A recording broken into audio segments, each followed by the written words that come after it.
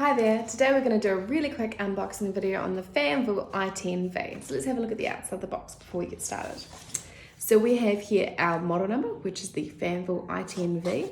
We have our serial number and MAC address information. So let's open up and have a look. So inside the box we have a mounting kit, which includes screws, etc. to mount the unit to the wall. We have a quick installation guide, which is going to tell you how to program it and get it going.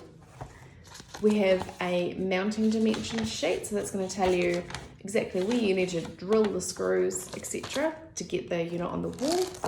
And we have here our Fanvil i10V. So this is the i10V here.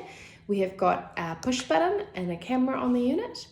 And that's great. Applications for this are like doors, anywhere in a hospital where you just want to cooperate with people, go, help, I need a nurse, or in shops and retail, hey, I need a price check on this, etc, etc. So they're really cool, versatile little units, and they've got a really nice price point. And that's the Fanvil i10V.